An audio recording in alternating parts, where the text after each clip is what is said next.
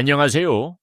사랑하는 청취자 여러분, 오늘 저는 여러분의 마음을 울릴 뿐만 아니라 우리 각자 안에 숨겨진 놀라운 힘에 대해 생각하게 하는 이야기를 들려드리려 합니다. 때로는 삶이 우리를 벗어날 수 없을 것 같은 상황으로 몰아넣지만 바로 그때 우리가 소중히 여기는 것들을 지키기 위해 가장 강력한 본능이 깨어납니다. 오늘 이야기는 자신의 딸을 지키기 위해 파란만장한 과거를 숨기고 조용히 살아가기로 선택했던 한 아버지에 대한 이야기입니다. 그는 한태식, 작은 골목길 안허름한 국수집의 겸손한 주인이었습니다. 그의 삶은 칼질 소리와 구수한 육수 냄새와 함께 평온하게 흘러갔죠.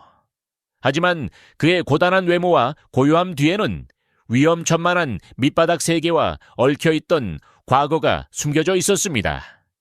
태식은 모든 것을 묻어두고 평범한 삶을 살며 모든 문제에서 벗어나려 했습니다. 하지만 어느 비오는 날 오후, 그 평온함은 산산조각 났습니다. 그의 딸 수연이 온몸에 멍자국과 눈에 가득 찬 두려움을 안고 돌아온 것입니다. 어린 시절의 수연은 이제 어엿한 숙녀가 되었지만 지옥 같은 결혼 생활을 견디고 있었습니다.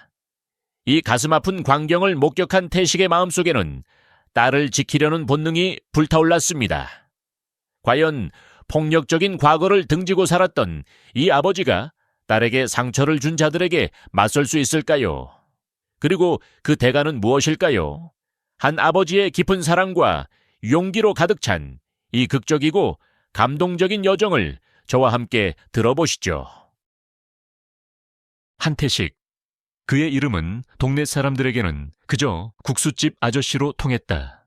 낡은 간판조차 없는 허름한 골목길 안쪽, 겨우 사람 하나 드나들 법한 좁은 문을 지나야 나타나는 그의 국수집은 도심의 번잡함과는 완전히 동떨어진 작은 섬 같았다. 매일 아침 해가 뜨기 전부터 태식은 국수 반죽을 시작했다. 그의 손놀림은 정확하고 절도 있었다. 밀가루와 물이 그의 강인한 손길 아래 찰지게 뭉쳐지고 몇 번에 치대고 접는 과정을 거치면 어느새 매끄럽고 윤기나는 반죽이 완성되었다. 그 과정 속에서 그는 어떤 감정도 내비치지 않았다. 그저 묵묵히 기계처럼 움직일 뿐이었다. 국수집 안은 언제나 정갈했다.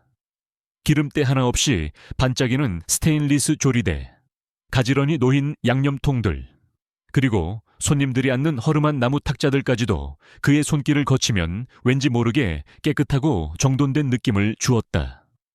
태식은 오전에 한두 명, 오후에 서너 명 찾아오는 손님들을 위해 매번 육수를 새로 끓였다. 멸치와 다시마, 그리고 말린 표고버섯이 어우러져 깊고 구수한 향을 내는 육수는 그의 국수집을 찾는 유일한 이유였다. 육수가 끓는 동안 그는 카운터에 앉아 신문 대신 낡은 책을 읽거나 아니면 그저 창밖을 멍하니 바라보곤 했다. 창밖 풍경은 늘 똑같았다. 낡은 담벼락, 듬성듬성 자란 잡초, 그리고 가끔 지나가는 길고양이 한두 마리. 그의 삶 역시 그 풍경처럼 단조롭고 예측 가능했다. 가끔 단골 손님들이 그의 과거를 묻기도 했다. 사장님, 이렇게 맛있는 국수를 만드시는데 왜 이렇게 외진 곳에서 장사를 하세요? 혹은 사장님 손보면 예사롭지 않으신데 원래 뭐 하시던 분이세요? 그때마다 태식은 미소를 지을 뿐 아무 대답도 하지 않았다. 그의 눈빛은 깊고 그 속에 무언가 설명할 수 없는 그림자가 드리워져 있었다. 그는 과거를 묻는 질문을 피하기 위해 더 열심히 국수를 만들었고 더 깊이 육수를 끓였다. 그의 삶은 오직 국수와 고요함으로 채워져 있었다. 어느 비 오는 저녁이었다. 빗방울이 처마를 타고 떨어지며 탁한 소리를 냈다. 국수집 안은 손님 한 명 없이 고요했고 태식은 홀로 앉아 낡은 라디오에서 흘러나오는 구슬픈 트로트 음악을 듣고 있었다. 그때 문 밖에서 희미한 울음소리가 들려왔다. 태식은 무심코 고개를 들었다. 좁은 골목길 어귀에서 한 마리 길고양이가 비에 젖어 덜덜 떨고 있었다. 새끼였는지 몸집이 아주 작았고 한쪽 다리를 절뚝거렸다. 고양이는 태식의 국수집 문 앞에서 주저하다가 이내 힘없이 쓰러졌다. 태식의 얼굴에 미세한 움직임이 스쳤다. 평소 감정을 거의 드러내지 않던 그의 눈빛에 아주 희미한 연민이 비쳤다. 그는 자리에서 일어나 문을 열고 조용히 밖으로 나갔다.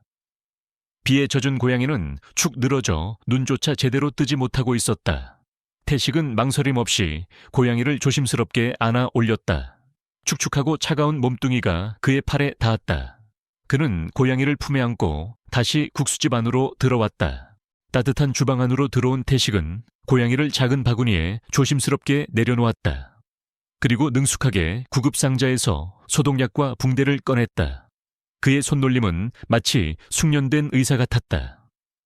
떨리는 고양이의 다리를 조심스럽게 들어 올린 그는 상처 부위를 부드럽게 닦아내고 소독약을 발랐다. 고양이가 아픔에 작게 야옹 소리를 냈지만 태식은 아랑곳하지 않고 붕대를 감아주었다. 그의 거칠고 투박한 손길은 놀랍도록 섬세했다. 붕대를 다 감은 후 그는 작은 접시에 육수를 식혀서 고양이 앞에 놓아주었다. 고양이는 한참을 망설이다가 이내 접시에 육수를 핥기 시작했다. 육수가 목구멍으로 넘어가자 고양이는 안심한 듯 편안한 자세로 웅크렸다. 태식은 고양이가 육수를 마시는 모습을 물끄러미 바라보았다.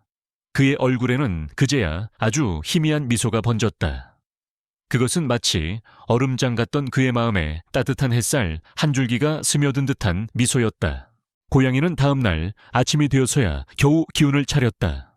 태식은 잠든 고양이를 위해 카운터 옆에 작은 담요를 깔아주었다.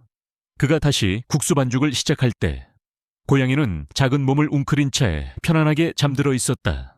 태식은 가끔 고양이가 있는 쪽으로 시선을 던지곤 했다. 어둠 속에 홀로 갇혀 살던 그의 삶에 작은 생명 하나가 아주 미미하게나마 온기를 불어넣는 듯했다. 하지만 그의 마음속 깊은 곳에는 여전히 벗어던질 수 없는 그림자가 존재했다. 그는 식당 한쪽에 걸린 낡은 달력을 힐끗 보았다. 곧 11월. 그리고 그의 딸 한수연의 생일이 다가오고 있었다. 달력에 동그라미 쳐진 날짜를 볼 때마다 그의 가슴은 묵직하게 내려앉았다. 그의 딸, 한때는 그의 삶의 전부였던 작은 아이, 지금은 어엿한 숙녀가 되어 다른 남자와 가정을 이루었다. 태식은 수연과 자주 만나지 않았다. 아니, 만날 수 없었다.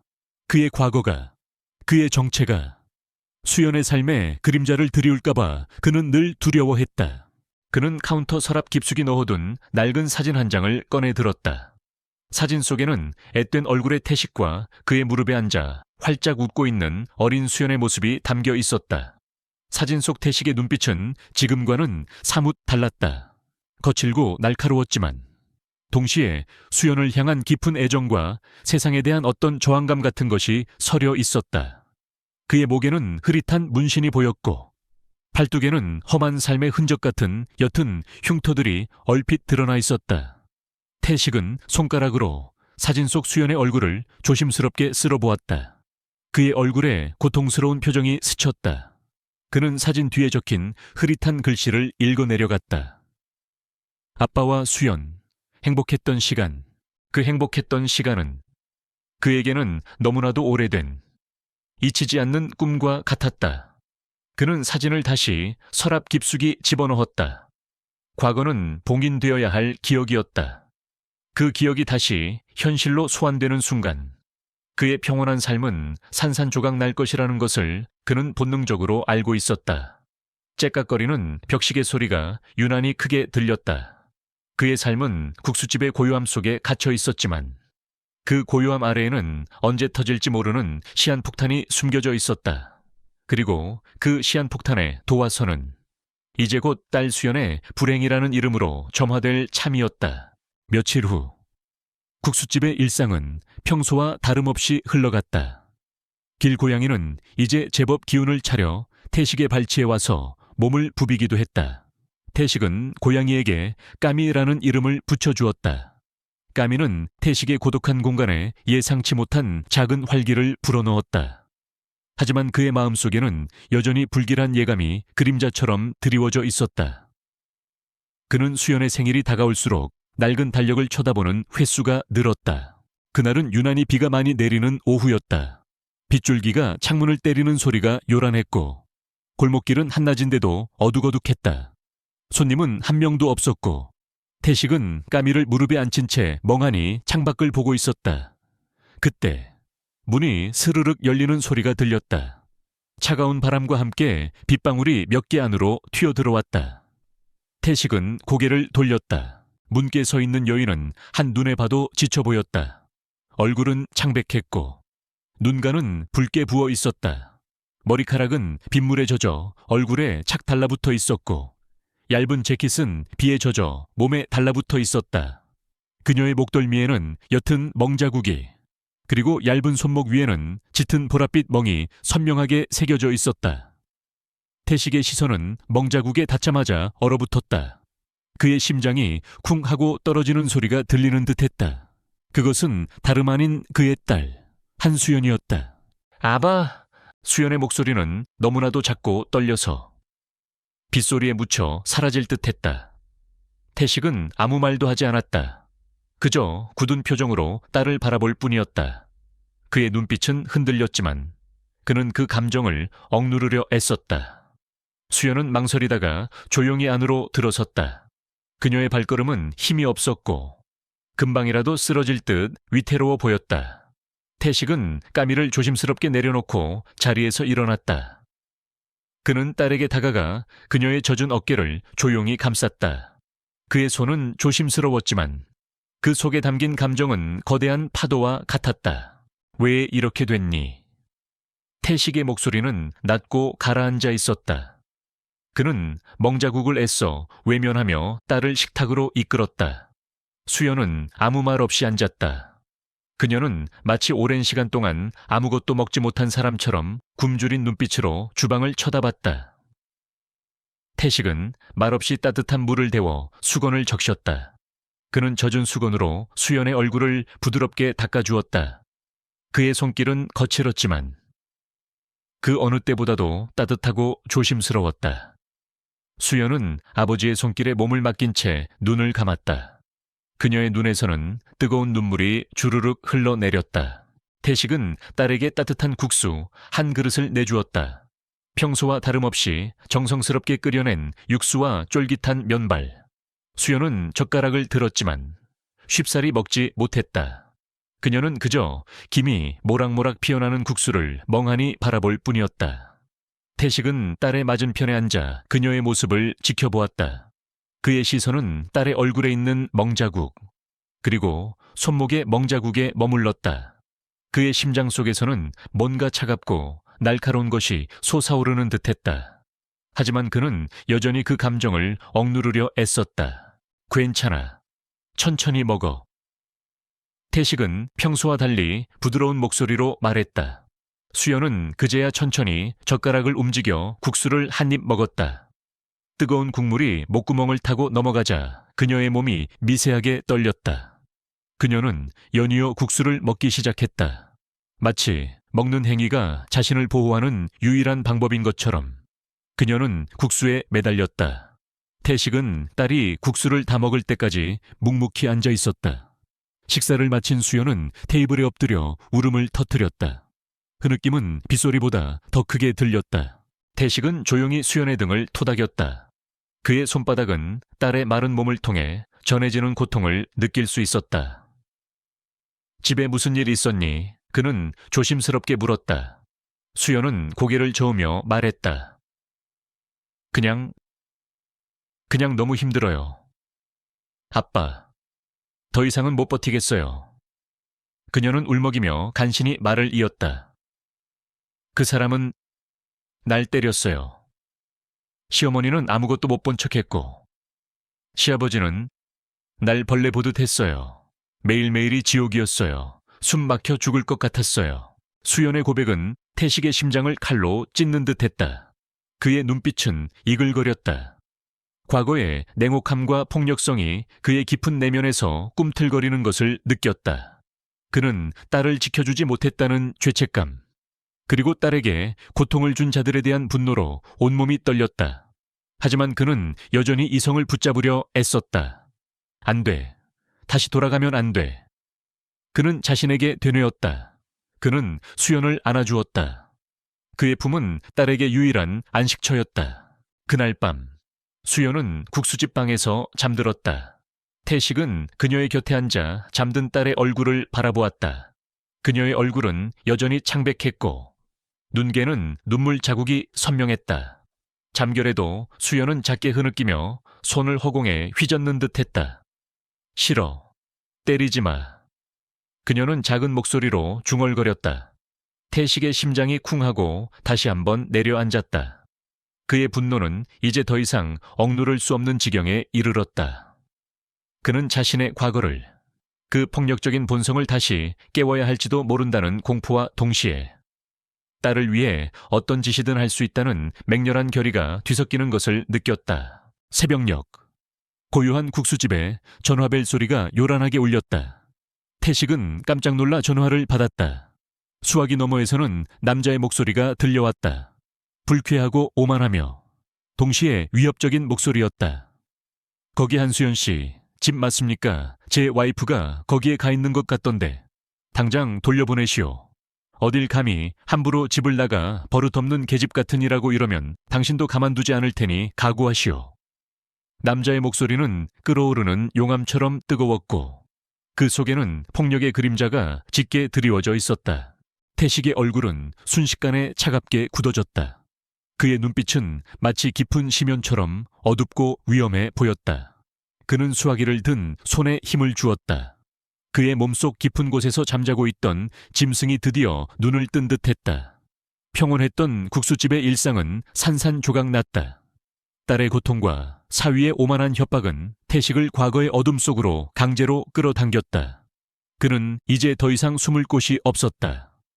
딸을 지키기 위해 그는 그의 그림자 속에 봉인했던 본성을 다시 꺼내 들어야만 했다. 그의 삶은 더 이상 국수와 고요함으로 채워지지 않을 것이었다. 폭풍이 시작되었다. 수화기를 내려놓는 태식의 손은 미세하게 떨렸다. 그러나 그것은 공포나 망설임 때문이 아니었다. 그의 눈빛은 더 이상 평온한 국수집 주인의 것이 아니었다. 깊은 심연에서 솟아나는 날카롭고 차가운 빛, 마치 수십 년 전 어두운 골목을 지배하던 야차라 불리던 시절의 눈빛 그대로였다. 그의 굳게 담은 입술 사이로 한숨이 새어나왔지만 그것은 체념이 아닌 결이었다. 아버지, 누구세요? 잠결에 일어난 수연이 방문을 열고 나왔다. 그녀의 눈은 여전히 부어 있었고 목소리는 불안감으로 가득했다. 태식은 천천히 고개를 돌려 딸을 바라보았다. 그의 얼굴에는 감정의 동요가 없었다. 아무것도 아니야. 괜찮아. 그는 애써 부드러운 목소리를 내려고 했지만 그의 목소리에는 이미 날카로운 강철 같은 단단함이 배어 있었다. 수연은 아버지의 변화를 직감했지만 감히 더 이상 묻지 못했다. 그녀는 그저 아버지의 등 뒤에서 느껴지는 알 수 없는 기운에 압도될 뿐이었다. 이른 아침 태식은 수연과 함께 국수집 문을 나섰다. 평소 같으면 그저 평범한 외출이었겠지만 오늘은 달랐다. 태식의 걸음걸이는 예전보다 훨씬 빠르고 단호했다. 그의 어깨는 넓어졌고 등은 곧게 펴져 있었다. 마치 웅크리고 있던 맹수가 기지개를 켜는 듯했다. 수연은 아버지의 옆에서 걷고 있었지만 마치 처음 보는 사람과 함께 걷는 듯한 묘한 이질감을 느꼈다. 그의 아버지는 더 이상 그저 국수집 아저씨가 아니었다. 수연의 시댁은 서울의 부촌에 위치한 거대한 저택이었다. 육중한 대문과 높이 솟은 담장은 마치 성벽처럼 느껴졌다. 태식은 대문 앞에 섰다. 그의 시선은 대문 너머로 보이는 화려한 정원과 저택을 훑었다. 그 속에서 느껴지는 위선과 오만함이 그의 인내심을 시험하는 듯했다. 그는 초인종을 누르지 않았다. 대신 굳은 주먹으로 대문을 두드렸다. 쿵, 쿵. 그의 주먹 소리는 마치 둔탁한 북소리처럼 저택 전체에 울려 퍼졌다. 잠시 후 대문이 열리고 한 남자가 얼굴을 내밀었다. 수연의 남편 김준우였다. 그의 얼굴에는 거만한 웃음이 걸려 있었고 그의 눈빛은 경멸로 가득했다. 장인 어른이셨군요. 누추한 곳까지 어쩐 일로? 준우는 비아냥거리는 투로 말했다. 그의 시선은 수연에게 닿자마자 차갑게 변했다.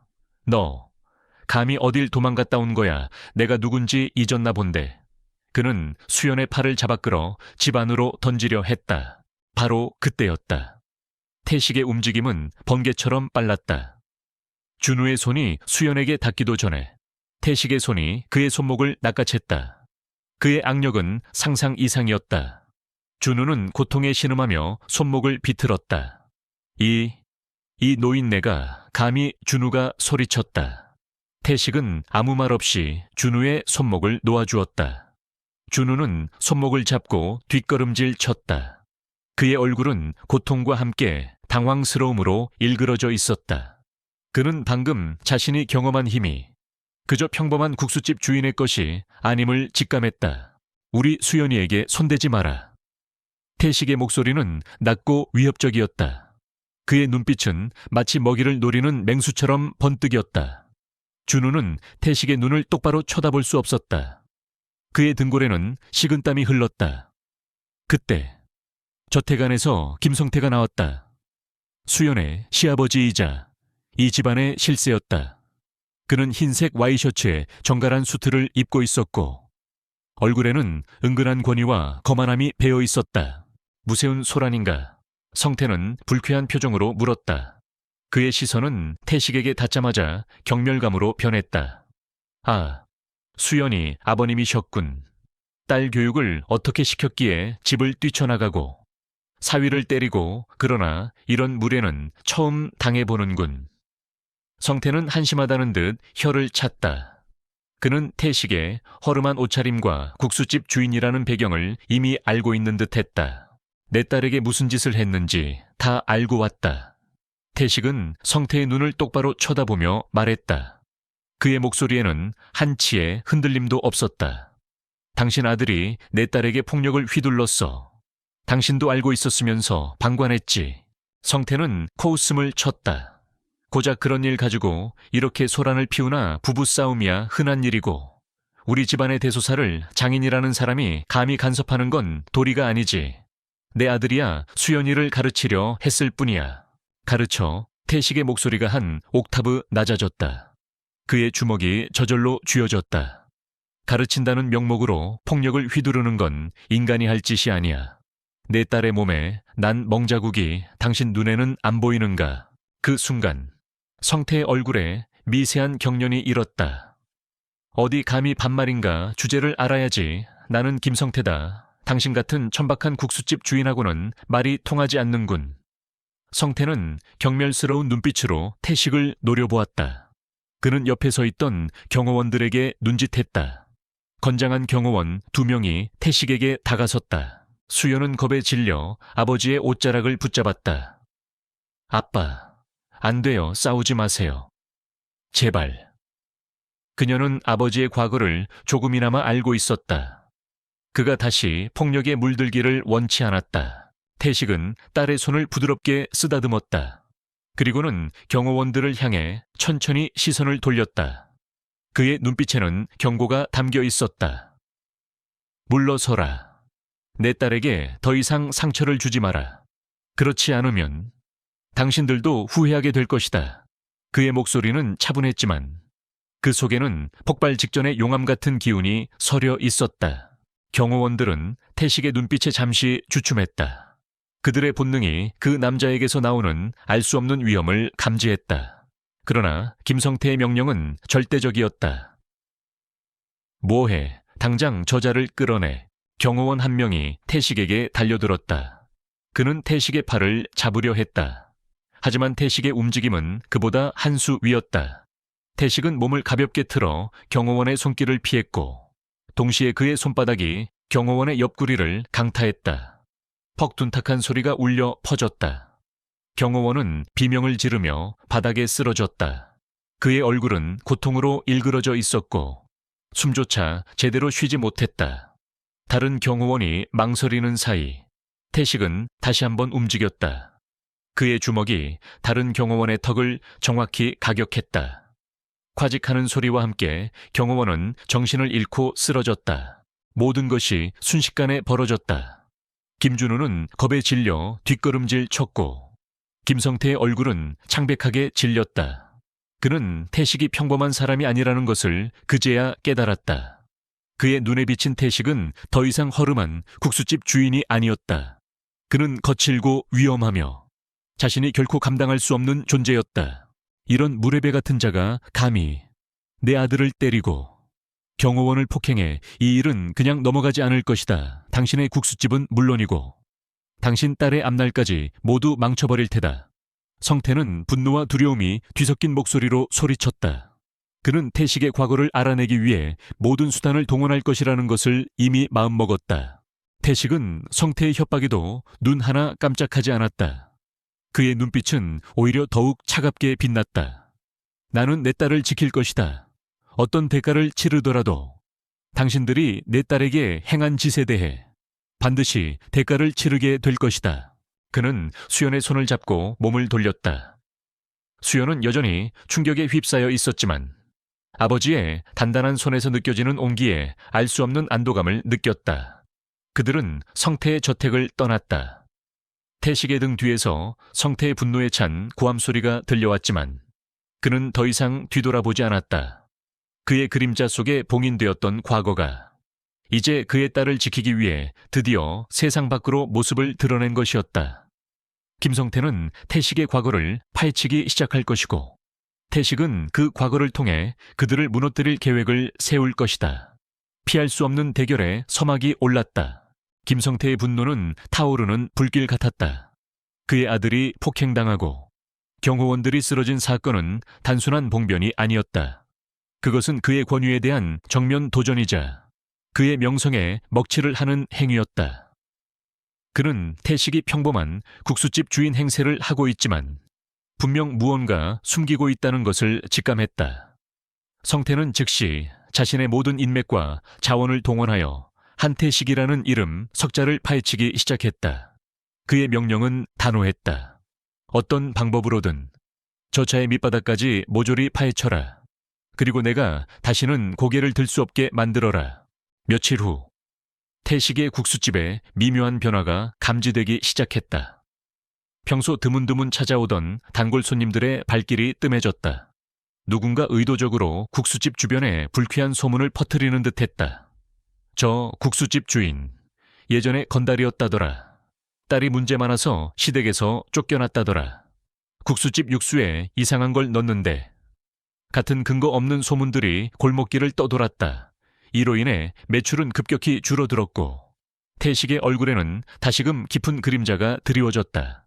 하지만 이번에는 체념이 아닌 깊은 사색과 결의의 그림자였다. 한편 김성태는 태식의 과거를 파헤치는 데 성공했다. 그의 손에 들린 보고서에는 한태식, 전직 야쿠자 조직의 행동대장이었으며 잔혹하기로 악명 높았던 인물, 10년 전 조직에서 돌연 자취를 감춤이라는 충격적인 내용이 적혀 있었다. 성태는 보고서를 읽는 내내 묘한 흥분과 함께 소름이 돋는 것을 느꼈다. 위험한 상대였지만 동시에 그만큼 더 확실하게 짓밟아야 할 존재였다. 그는 태식을 대중 앞에서 완전히 무너뜨릴 방법을 계획했다. 단순히 물리적인 폭력으로 끝낼 문제가 아니었다. 그의 명예와 존재 자체를 말살해야만 했다. 성태는 언론을 이용하기로 했다. 그는 자신이 후원하는 자선 행사를 명목으로 대규모 기자회견을 열었다. 그리고 태식을 그곳으로 끌어들였다. 우리가 진정으로 사회에 필요한 것은 용서와 화합입니다. 하지만 때로는 과거의 그림자가 우리의 발목을 잡기도 합니다. 특히 폭력적인 과거는 더욱 그러합니다.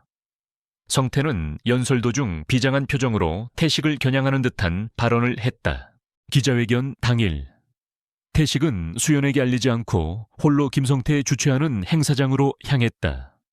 거대한 호텔의 연회장은 화려한 조명과 수많은 사람들의 웅성거림으로 가득했다. 정장을 빼입은 상류층 인사들과 카메라를 든 기자들이 북적거렸다. 그곳은 김성태가 자신의 권력과 영향력을 과시하기에 더할 나위 없는 무대였다. 태식의 허름한 차림은 그 공간과 어울리지 않았다. 그는 마치 이물질처럼 사람들 사이를 뚫고 나아갔다. 그의 주변 사람들은 수군거렸고 멸시하는 시선을 보냈다. 태식은 연 회장 한쪽 구석에 조용히 서 있었다. 그의 눈은 김성태에게 고정되어 있었다. 성태는 단상 위에서 자신감 넘치는 표정으로 연설을 하고 있었다. 그의 뒤에는 수연의 남편 준우도 서 있었다. 준우는 태식을 발견하고 경멸 섞인 미소를 지었다. 자, 이제 질의응답 시간이겠습니다. 사회자의 말에 기자들의 손이 일제히 올라갔다. 성태는 여유로운 미소를 지으며 몇몇 질문에 답했다. 그리고는 마치 기다렸다는 듯 한 기자를 지목했다. 오늘 이 자리에 우리 사회의 어두운 단면을 보여주는 한 분이 와 계십니다. 과거의 폭력적인 삶을 청산했다고는 하나 여전히 그 그림자 속에서 벗어나지 못하고 있는 분이죠. 성태는 태식을 향해 손짓했다. 연 회장의 모든 시선이 일제히 태식에게로 향했다. 찰칵, 찰칵, 카메라 플래시가 터졌다. 태식은 숨을 깊게 들이쉬었다. 그는 혼자였다. 그의 뒤에는 아무도 없었다. 수연은 이 사실을 알지 못했다. 그의 친구들은 이 자리에 없었다. 그는 이 거대한 권력의 장에서 홀로 폭로와 조롱을 견뎌내야 했다. 그의 심장은 고요했지만 내면에서는 격렬한 폭풍이 휘몰아치고 있었다. 이분은 바로 제 아들의 장인 어른이신 한태식 씨입니다. 성태의 목소리는 조롱기가 가득했다. 전직 폭력 조직의 행동대장이셨죠. 과거를 속이고 평범한 시민 행세를 해왔습니다. 그리고 최근에는 가정 내 불화를 핑계로 제 아들에게 폭력을 휘둘렀습니다. 과연 이런 사람이 이 사회의 구성원으로서 제대로 된 역할을 할 수 있을까요? 기자들의 질문이 빗발쳤다. 정말 야쿠자 출신이십니까? 왜 과거를 숨기셨죠? 사위를 폭행한 것이 사실입니까? 질문들은 마치 날카로운 칼날처럼 태식을 향해 쏟아졌다. 태식은 아무 대답도 하지 않았다. 그는 그저 고요한 눈빛으로 성태를 바라볼 뿐이었다. 그의 침묵은 오히려 더 큰 분노와 의심을 불러일으켰다. 이봐요, 한태식 씨, 대답해보세요. 당신의 과거에 대해, 당신이 저지른 폭력에 대해 한 기자가 소리쳤다. 성태는 회심의 미소를 지었다. 그는 태식이 궁지에 몰려 아무것도 할 수 없을 것이라 확신했다. 이때 성태의 측근 중 한 명이 작은 봉투를 들고 태식에게 다가섰다. 이것은 김성태 회장님께서 한태식 씨께 베푸는 마지막 자비입니다. 이 봉투 안에 있는 합의서에 서명하면 모든 것을 덮고 조용히 살 수 있게 해주실 겁니다.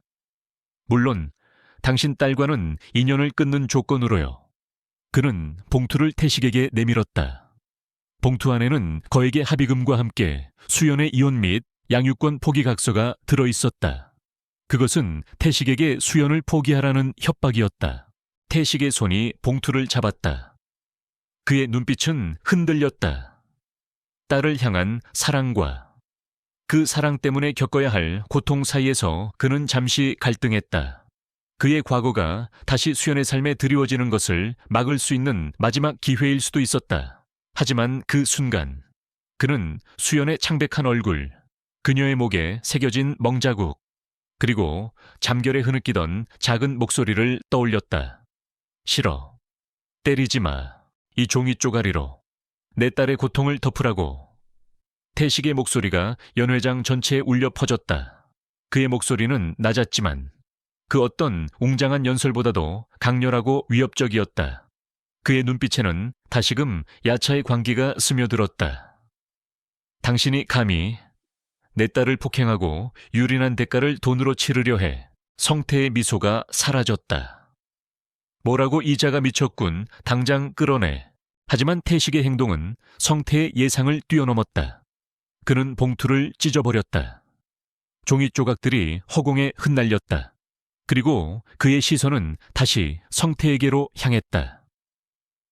당신은 오늘 내가 어떤 사람인지 알게 될 것이다. 그리고 내가 내 딸을 위해 어디까지 할 수 있는지도. 연 회장 안은 정적이 흘렀다. 태식의 돌발 행동에 모두가 숨을 죽였다. 김성태는 분노로 얼굴이 시뻘개졌다. 그는 모든 것을 계획했지만 태식의 이런 반응까지는 예상하지 못했다. 시간은 태식의 편이 아니었다. 이성적으로 생각할 시간이 없었다.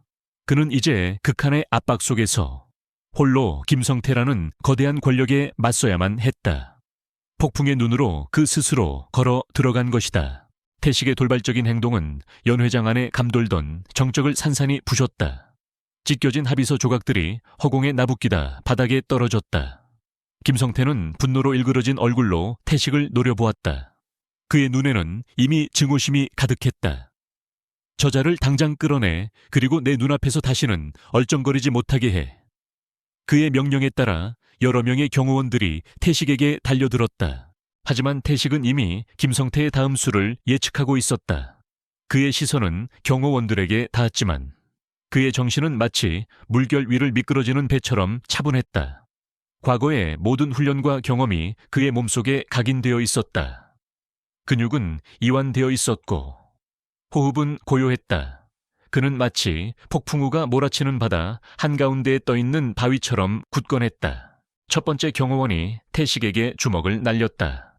태식은 몸을 숙여 주먹을 피했고 동시에 경호원의 팔목을 잡고 그의 체중을 이용해 옆으로 넘겨버렸다. 쿵 하는 소리와 함께 경호원은 바닥에 쓰러졌다. 이어서 두 번째 경호원이 달려들자 태식은 왼발을 내딛어 그의 중심을 무너뜨리고 오른손으로 그의 어깨를 밀어 균형을 잃게 만들었다. 경호원은 비틀거리다 다른 경호원과 부딪혀 넘어졌다.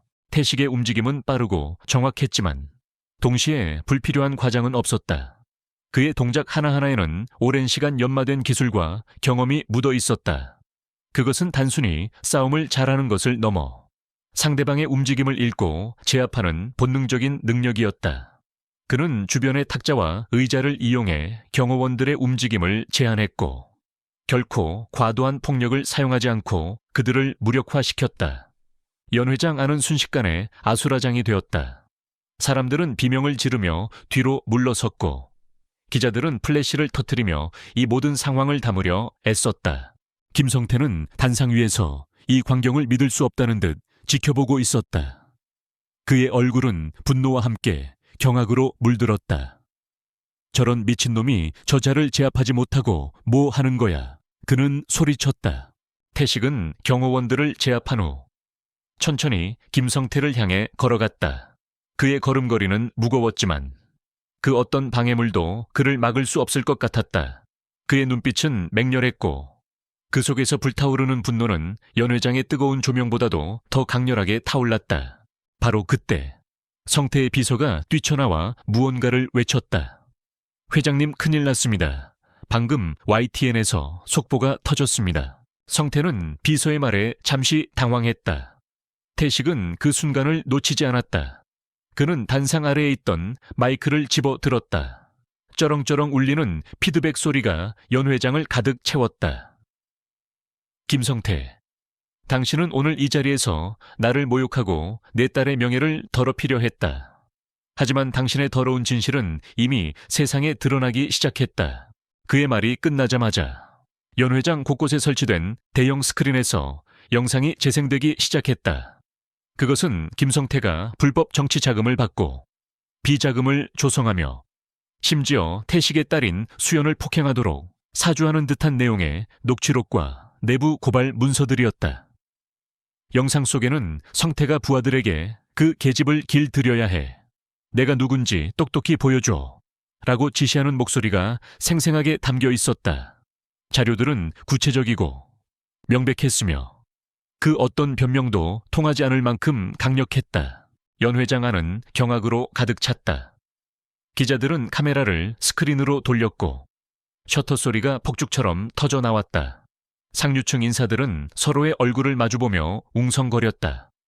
김성태의 얼굴은 순식간에 백지장처럼 창백해졌다. 그는 단상 위에서 휘청거렸다. 그의 눈동자는 공포와 절망으로 가득 찼다.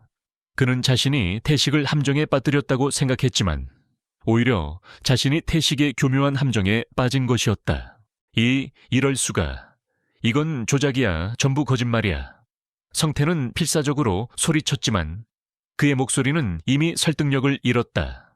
대중의 눈에는 그의 추악한 민낯이 고스란히 드러나 있었다. 태식은 마이크를 내려놓았다. 그의 시선은 여전히 성태에게 고정되어 있었다. 당신은 당신의 권력으로 내 딸을 짓밟으려 했다. 하지만 당신의 권력은 당신의 탐욕과 위선 앞에서 무너질 것이다.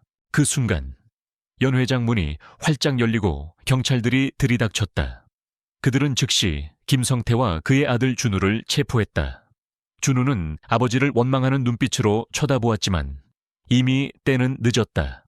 체포되는 성태의 얼굴에는 모든 것을 잃은 자의 절망감이 역력했다. 이 모든 과정을 멀리서 지켜보고 있던 수연은 눈물을 쏟아냈다. 그것은 더 이상 슬픔의 눈물이 아니었다. 그것은 해방감, 그리고 아버지에 대한 깊은 존경심과 사랑의 눈물이었다. 그녀는 평생을 숨어 살았던 아버지의 과거가 역설적으로 자신의 삶을 구원하고 악의 세력을 심판하는 거대한 힘이 될 줄은 상상조차 하지 못했다. 태식은 체포되어 끌려나가는 성태를 물끄러미 바라보았다. 그의 얼굴에는 어떤 희열도 복수심도 없었다. 그저 깊은 고요함만이 존재했다. 그는 자신의 임무를 완수한 사냥꾼 같았다. 그는 돌아서서 연 회장을 나섰다. 그의 등 뒤에서는 여전히 기자들의 질문과 카메라 플래시가 터지고 있었지만 그는 이미 다른 세상에 와 있는 듯했다. 그의 오랜 고독과 인내가 마침내 정의로운 폭발로 이어진 순간이었다. 김성태의 몰락은 헤드라인을 장식했다. 그의 체포는 단순한 스캔들이 아니었다. 그것은 권력과 부패의 어두운 그림자를 걷어내는 사회 전반에 걸친 정화의 신호탄이었다. 언론은 연일 그의 비리와 불법 행위를 보도했고 그와 관련된 인물들도 줄줄이 조사를 받게 되었다. 김성태의 아들 김준우 역시 폭행 및 공범 혐의로 체포되어 엄중한 조사를 받게 되었다. 한때는 아무도 건드릴 수 없을 것 같았던 김씨 일가는 순식간에 모래성처럼 무너져 내렸다.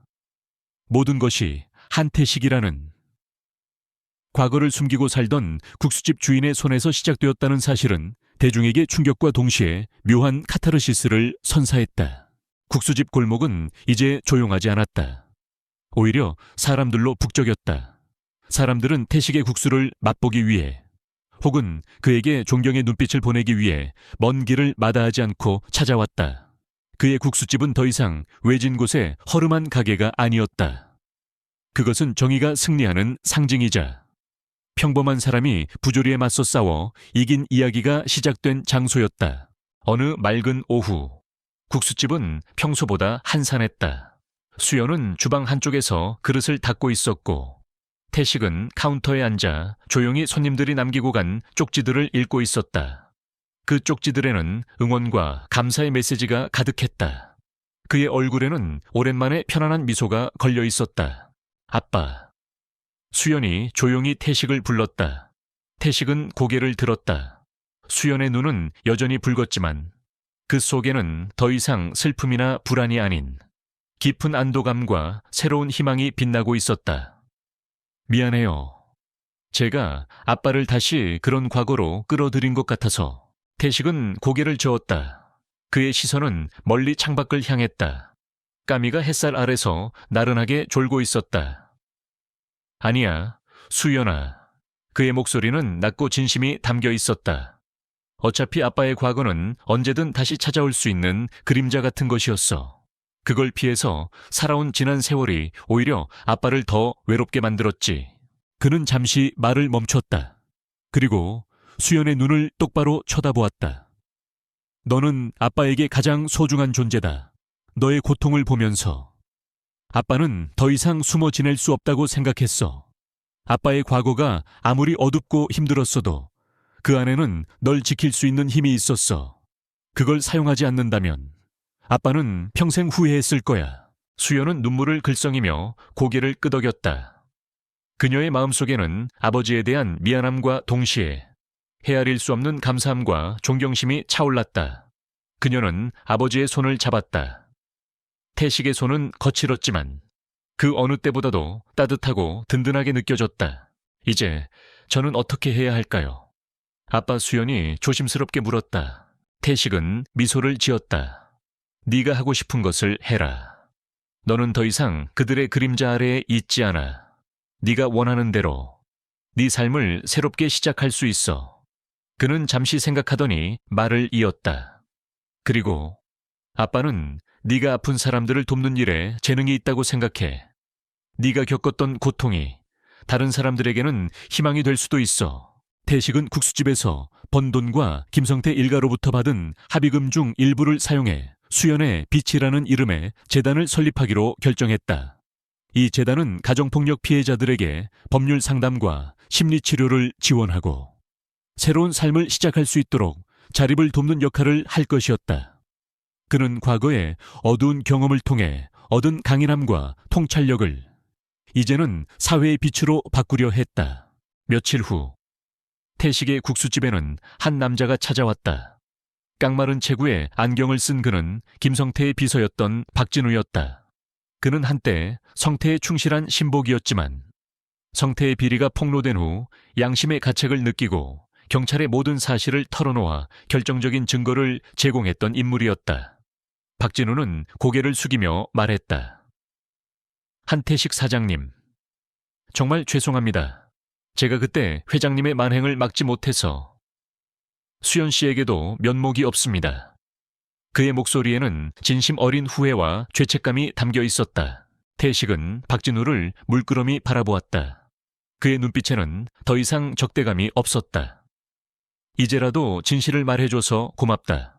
덕분에 모든 것이 제자리를 찾을 수 있었어. 박진우는 떨리는 목소리로 말했다. 저는 회장님께 받은 돈을 모두 기부하고 새롭게 시작하고 싶습니다. 만약 괜찮으시다면 수연의 빛, 재단에서 제가 할 수 있는 일이 있을까요? 저도.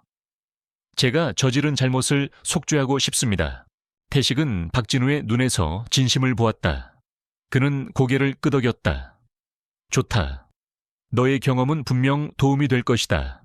중요한 건 앞으로 네가 어떤 삶을 사느냐에 달렸다. 국수집은 이제 단순한 식당이 아니었다.